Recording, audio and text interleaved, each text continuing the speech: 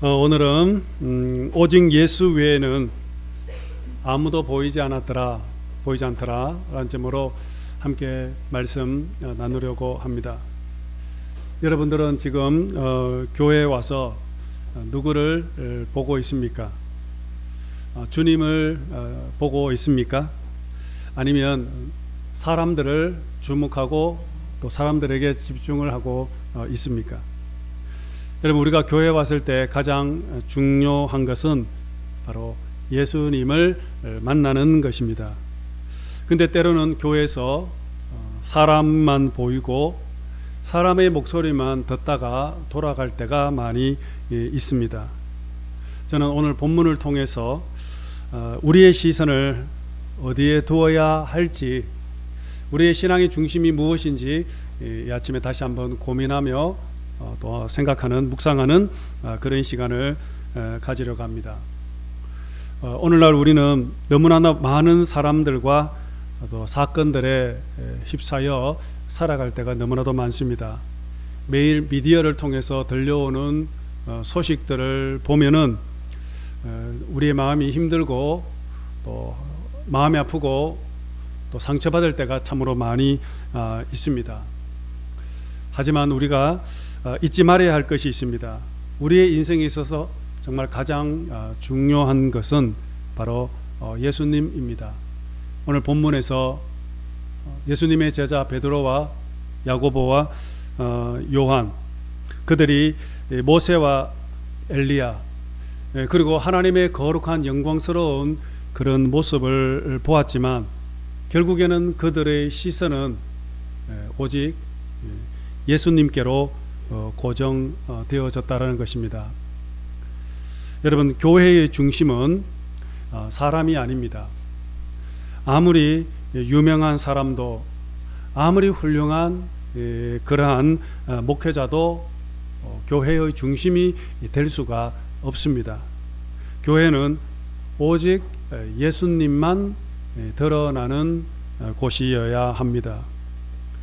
제가 예전에 한국에서 섬겼던 그 교회는 유명한 아이돌 여가수가 출석하고 있었습니다. 그녀는 집사님의 딸이었는데 교회에 오면은 성도들 중 누구도 사인을 요구하거나 또 함께 사진 찍자고 하는 사람이 없었습니다. 그것은 그녀가 인기가 없거나 그가 누구인지 몰라서 그러는 것이 아니라 그녀의 아버지가 성도들에게 정중하게 부탁을 합니다. 죄송합니다. 우리 딸은 예배를 드리러 왔습니다. 그렇게 정중하게 거절하는 시간들이 계속 늘어나자 나중에는 그 가수도 교회에서 더 이상 주목을 받지 않고 다른 성도들과 함께 그렇게 예배에 집중하는 성도로 자리 잡게 되었습니다. 그 교회는 국회의원이 안수 집사이고 또 전 국무총리가 그 교회에 출석하고 또 시장이 서리 집사로 그렇게 봉사하는 교회였습니다. 현직 국회의원이 주일날 예배 안내를 보는 그러한 교회였습니다. 하지만 그분들은 교회 안에서 결코 자신들의 신분을 드러내지 않습니다. 교회에서 또 그분들을 위해서 특별히 또 광고도 하지 않았습니다. 이렇게 교회 안에서는 높은 사람이나 낮은 사람이나 많이 가진 사람이나 적게 가진 사람이나 모두 다 똑같은 성도들입니다. 여러분, 이 일은 우리들에게 중요한 교훈을 주고 있습니다. 즉, 교회는 오직 예수님만 드러나야 합니다. 교회는 누구든지 예수님을 만나고 예수님께 집중되는 곳이 되어야 한다는 것입니다. 우리가 교회에 와서 예수님을 만나지 못한다면 이것보다 더 큰 불행은 없을 것입니다. 교회에서 하나님의 음성을 듣지 못한다면 그만큼 큰 비극은 없을 것입니다. 사람들이 교회에 와서 상처를 받는 이유는 결국에는 교회에서 사람만 보고 사람의 음성만 듣기 때문입니다. 교회는 사람이 아니라 주님이 보여야 되고, 사람의 목소리가 큰 것이, 사람의 목소리가 아니라 주님의 음성이 들리는 곳이 되어야 합니다. 저는 오늘 이 설교 제목이 오늘 우리의 교회의 비전이 되기를 원합니다. 우리가 교회에 와서 누구를 만나고 무엇을 기대하든 결국 우리의 시선은 오직 예수님께로 향해야 합니다. 우리의 중심은 오직 예수님이 되어야 한다는 것입니다. 원래 우리의 교회의 표가 바로 말씀과 기도, 성령의 능력으로 비상하는 교회입니다. 오늘 표 구절이 성경 구절이 바로 사도행전 9장 31절 말씀입니다. 사도행전 9장 31절 우리 함께 보도록 하겠습니다. 시작. 온 유대와 갈릴리와 사마리아 교회가 평안하여 든든히 서가고 주를 경외함과 성령의 위로로 진행하여 수가 더 많아지느라. 아멘. 저는 오늘 이 구절에서 주목하고 싶은 것은 교회가 평안하여 든든히 서갔다라는 단어입니다. 특별히 교회가 평안하였다라는 이 단어, 여기에 제 눈과 마음을 사로잡았습니다. 저는 이런 교회를 꿈꾸고 있습니다. 교회는 무엇보다도 평안해야 합니다.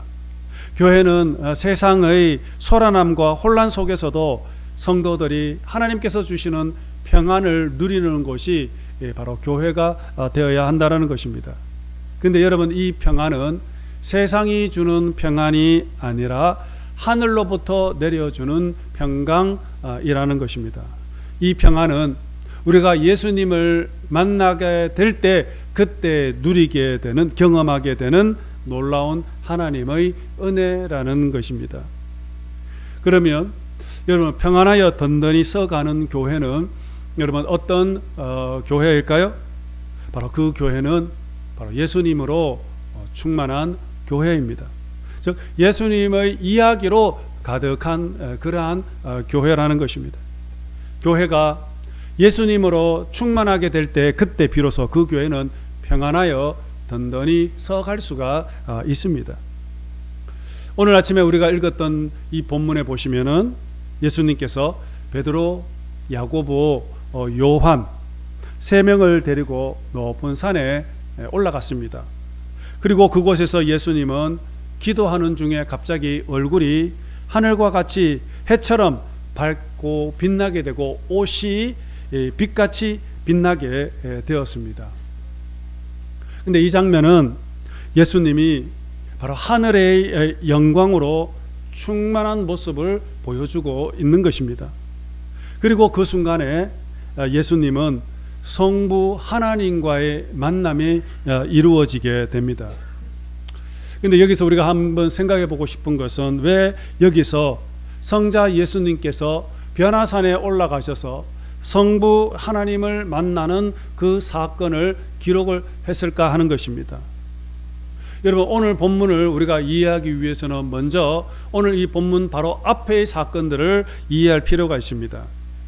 오늘 본문 바로 앞의 내용은 마태복음 16장 21절부터 이어지는데, 예수님은 여기에서 제자들에게 내가 이 땅에 온 이유와 목적을 밝히게 됩니다. 이제 내가 장차 예루살렘에 가면 장로들과 대제사장들과 서기관들에게 잡혀서 고난을 받고 죽은 뒤에 3일 만에 다시 살아날 것이다, 그렇게 말씀을 했습니다. 이 이야기를 들은 제자들은 깜짝 놀랐습니다. 그래서 제자 베드로가 예수님께, 예수님, 절대 이런 일이 당신에게 일어나지 않을 것입니다. 절대 십자가에서 죽는 일이 생기지 않을 것입니다. 제가 온몸으로 막을 것입니다. 그렇게 이야기했습니다. 그러자 예수님은 베드로의 말을 듣고 베드로를 강하게 질타했었습니다. 사탄아, 물러가라. 너는 나를 넘어지게 하는 자다. 너는 하나님의 일을 생각하지 않고 도리어 사람의 일을 생각하는도다 라고 책망을 하셨습니다. 그리고 제자들에게 계속 말합니다. 누구든지 나를 따라오려거든 자기를 부인하고 자기 십자가를 지고 나를 따라오라 말씀을 하셨습니다. 이제 이 사건 이후에 예수님이 제자들을 3명의 제자들을 데리고 높은 산에 올라가셨던 것입니다. 그리고 그곳에서 예수님은 거룩한 모습으로 변화가 되었습니다. 그리고 하늘에서 하나님의 음성이 들려왔습니다. 이는 내 사랑하는 아들이요 내가 기뻐하는 자다라는 그 음성이 들려온 것입니다. 그런데 여러분, 이 음성은 예수님께서 공생애를 처음 시작할 때 요단강에서 세례를 받으실 때 그때 하늘에서 또 성부 하나님의 음성이 들려왔습니다. 이는 내 사랑하는 아들이요 내 기뻐하는 자다. 같은 음성이 또다시 들려왔던 것이었습니다. 이렇게 예수님께서 변화산에서 성부 하나님과의 만남의 사건은 예수님이 누구이신지, 그리고 예수님이 이 땅에 왜 오셨는지를 다시 한번 확인시켜주는 사건이라고 할 수 있습니다. 그런데 여기서 우리는 참으로 감사할 것이 있습니다. 바로 그것은 예수님은 지금 창조 이전에 예수님의 그 거룩한 모습, 성부 하나님과 함께하고 있었을 때의 그 영광을 지금 회복하고 있었다라는 것입니다. 예수님은 지금 천국에서의 그 거룩한 모습을 지금 다시 재현을 하고 있다라는 것입니다. 그런데 여러분, 만일 예수님께서 지금 이 순간에 그냥 하나님의 영광 가운데로 들어가 버렸다면 여러분 어떻게 되었을까요? 아마 인류 구원의 역사는 이루어지지 않았을 것입니다. 베드로의 말처럼 예수님 여기가 너무나도 좋으니 여기 초막을 셋을 짓고 여기서 우리가 영원히 사십시다, 그렇게 이 변화산에서 살았더라면 여러분 더 이상 구원의 역사는 이루어지지 않았을 것입니다. 그러나 예수님은 어떻게 했습니까? 이 변화산에서 큰 영광을 체험하신 뒤에 다시 산으로 내려왔습니다. 왜 산으로 내려왔을까요? 바로 십자가 때문입니다. 변화산에서 하늘의 그 거룩한 영광을 경험하고 체험한 후에 다시 십자가를 지러 이 세상으로, 이 땅으로 내려오셨던 것입니다. 지금 예수님은 하나님의 큰 영광을 체험하고 하나님 아버지의 그 크신 사랑을 경험을 한 뒤에 갈보리 십자가로 십자가를 지기 위해서 지금 다시 세상으로 내려오셨던 것입니다. 여러분, 여기서 우리에게 중요한 메시지를 주고 있습니다. 여러분, 우리들도 이 험한 세상을 살아갈 때, 신앙생활할 때 우리는 무엇보다 가장 먼저 하나님의 은혜를 받아야 한다는 것입니다.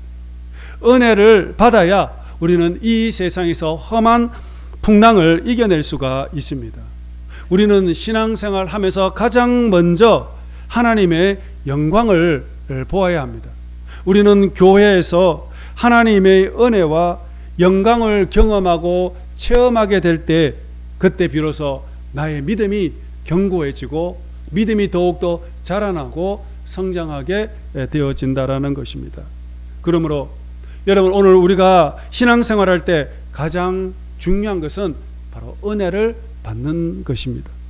그런데 여러분, 이 하나님의 은혜는 내가 그냥 가만히 있으면 저절로 주어지는 것이 절대 아닙니다. 은혜를 받기 위해서는 먼저 우리는 이 은혜를 사모해야 합니다. 먼저 은혜를 받기 위해서 은혜의 자리로 적극적으로 나아갈 때 비로소 우리는 하나님의 은혜를 받을 수가 있습니다. 하나님의 영광과 은혜는 하나님을 간절히 사모하는 자만이 누릴 수 있는 하나님의 복인 것입니다. 세 명의 제자들이 베드로, 야고보, 요한이 예수님과 함께 변화산에 올라갔을 때 비로소 그곳에서 하나님의 영광을 볼 수 있었던 것처럼, 그러나 산 아래에 있었던 9명의 제자들은 주님의 그 영광스러운 모습을 보지 못했던 것입니다. 하나님의 음성도 그들은 듣지 못했던 것입니다. 오직 주님과 함께 영광의 자리로 나아갔을 때에 놀라운 은혜를 경험을 했던 것입니다. 이처럼 우리 역시도 은혜의 자리, 영광의 이 자리로 나아가야 합니다. 우리가 이 자리까지 오늘 여기에 나온 것도 바로 하나님의 영광을 보고 하나님의 은혜를 받기 위해서 이곳까지 온 것 아니겠습니까? 우리는 충분히 집에서 침대에 누워서 유튜브로 예배를 볼 수도 있습니다. 구경할 수도 있습니다. 얼마든지 우리는 설교를 들을 수도 있습니다. 그럼에도 불구하고 우리가 적극적으로 이 자리에 온 이유가 여러분 무엇입니까? 여러분, 이렇게 적극적으로 열심을 다하여서 예배의 자리, 기도의 자리, 말씀과 찬양으로 나아갈 때, 그때 비로소 우리는 바로 하나님의 은혜와 영광을 우리는 경험할 수가 있습니다. 여러분, 예루살렘 교회, 유대 교회, 사마리아 교회가 평안하여 든든히 서갈 수 있었던 이유는 단 하나, 바로 예수님의 영광과 은혜로 충만했기 때문입니다. 이들 교회들은 모두 다 하늘로부터 내려오는 주님의 평강을 경험했기 때문에 그 당시 많은 박해와 환난과 시련과 외부의 압력과 어려움 속에서도 굳건하게 교회가 견고하게 서갈 수가 있었던 것입니다. 이처럼 오늘 우리 대북교회도 참으로 주님의 영광과 은혜로 충만하고 날마다 저와 여러분 모두 다 성령의 역사를 경험하는 그러한 교회가 되기를 원합니다. 그래서 저와 여러분들이 교회 올 때마다 주님을 만나고 하나님의 음성도 우리가 듣고 하나님의 그 평강을 우리가 경험하고 모두 다 성령의 충만함을 입게 될 때, 그때 우리는 모두 다 비로소 힘있게 우리는 믿음으로 전진하는 아름다운 삶을 살게 될 줄로 믿습니다. 3절 말씀, 오늘 본문 3절 말씀 보도록 하겠습니다. 시작. 그때에 모세와 엘리야가 예수와 더불어 말하는 것이 그들에게 보이거늘. 지금 예수님께서 변화산에서 거룩한 모습으로 변화되어질 뿐만 아니라 모세와 엘리야가 나타나 예수님과 대화하는 장면이 나옵니다. 여기서 우리가 생각해 볼 것은 왜 모세와 엘리야가 나타났을까? 그리고 이들은 예수님과 어떤 대화를 나누었을까 하는 것입니다. 먼저 모세는 누구입니까? 모세는 바로 율법의 상징입니다. 율법의 대표자입니다. 그리고 엘리야는 예언자의 대표로서 하나님의 뜻을 전하는 예언자입니다. 지금 모세와 엘리야가 변화산에 나타났다는 것은 이 구약의 율법과 예언이 바로 예수님을 통해서 완성되고 성취되었다라는 것을 알려주는 그러한 사건인 것입니다. 그렇다면 예수님과 모세와 엘리야는 어떤 대화를 나누었을까요? 오늘 본문과 같은 내용을 기록하고 있는 누가복음 9장을 읽어보시면은 예수님께서 장차 예루살렘에 가서 그곳에서 고난을 받고 죽을 것이라는 말씀을 함께 나누었다라고 기록을 하고 있습니다. 즉 모세와 엘리야는 지금 예수님의 십자가의 죽음과 부활에 대해서 지금 이야기를 나누고 있었다라는 것입니다. 여러분, 지금 이 사건은 굉장히 영적으로 중요한 의미를 지금 가지고 있습니다. 예수님의 죽음과 예수님의 그 부활은 바로 구약의 모든 예언을 이루는 최고의 성취의 사건입니다. 여러분, 율법과 이 예언이 바로 예수님을 통해서 하나로 완성되어질 것이라는 사실을 지금 이 순간에 알려주고 있다라는 것입니다. 다시 이 본문을 한번 상상해 보십시오. 예수님께서 거룩한 산에, 변화산에 올라가서 그곳에서 예수님이 영광스러운 거룩한 모습으로 변화되어졌습니다. 그리고 그 순간에 하늘에서 성부 하나님의 음성이 들려왔습니다. 이는 내 사랑하는 아들이요 내가 기뻐하는 자다. 너희들은 그의 말을 들으라는 음성이 하늘에서 들려왔습니다. 그리고 모세와 엘리야가 나타나서 지금 예수님의 십자가의 죽음과 부활에 대해서 지금 함께 이야기를 하고 있습니다. 여러분, 이렇게 성부 하나님도 율법과 예언의 대표자인 모세와 엘리야도 지금 누구에게 집중하고 있습니까? 예수님께 집중을 하고 있다라는 것입니다. 모든 것이 다 지금 예수님께로 향하고 있다라는 것입니다. 여러분, 왜 예수님께서 율법과 예언을 완성하신 분이실까요? 여러분, 율법이 무엇입니까? 여러분, 하나님께서 우리들에게 율법을 주신 목적이 무엇입니까? 바로 그것은 이 율법을 통해서 하나님을 바르게 올곧게 섬기게 하기 위해서 우리에게 주셨던 것입니다. 율법을 통해서 하나님과 올바른 관계를 맺고 또 하나님을 예배하고 그분의 뜻에 따라 살아갈 수 있도록 하기 위해서 율법을 주셨습니다. 하지만 안타깝게도 우리는 그 율법을 온전히 지킬 수가 없습니다. 온전히 율법을 지킬 수 없기 때문에 우리는 하나님과 온전한 관계를 맺을 수가 없고 하나님을 바르게 섬길 수가 없다라는 것입니다. 율법을 통해서 하나님께로 갈 수 있는 길을 가르쳐 주셨지만 우리는 율법을 제대로 지킬 수 없기 때문에 하나님께로 나아가는 그 길이 불안할 수밖에 없다라는 것입니다. 결국 율법은 하나님을 만날 수 있는 완전한 길을 제시해 주시지 못했고 또한 율법을 온전히 지킬 수가 없다라는 것입니다. 율법만으로는 우리가 하나님과 바른 관계를 맺고 온전히 섬길 수가 없습니다. 그래서 하나님은 또 다른 방법, 바로 하나님은 새로운 방법을 주셨는데 바로 그분이 바로 예수 그리스도라시는 것입니다. 예수님을 통해서 하나님과 올바른 관계를 맺고 하나님께 나아갈 수 있는 온전한 길이 열리고 예수님을 통해서 하나님을 만날 수 있도록 허락해 주셨던 것입니다. 그래서 오직 예수 그리스도를 통해서만이 하나님께로 갈 수가 있습니다. 그래서 성부 하나님께서 뭐라고 얘기했습니까? 이는 내 사랑하는 아들이요 내 기뻐하는 자라. 너희들은 이의 말을 들을지어다 라고 말씀하셨지 않습니까? 그러면 예언은 어떻습니까? 구약의 많은 예언자들이 선포했던 그 예언의 메시지, 여러분 그 예언의 메시지를 한 줄로 요약을 하면은 메시아가 올 것인데 그 메시아로 말미암아 우리가 온전히 구원을 얻을 것이다 라는 내용입니다. 우리는 그 메시아를 통해서 하나님께로 갈 수 있다라는 것이 구약의 예언자의 메시지의 핵심입니다. 그런데 여러분, 이 메시아가 누구이십니까?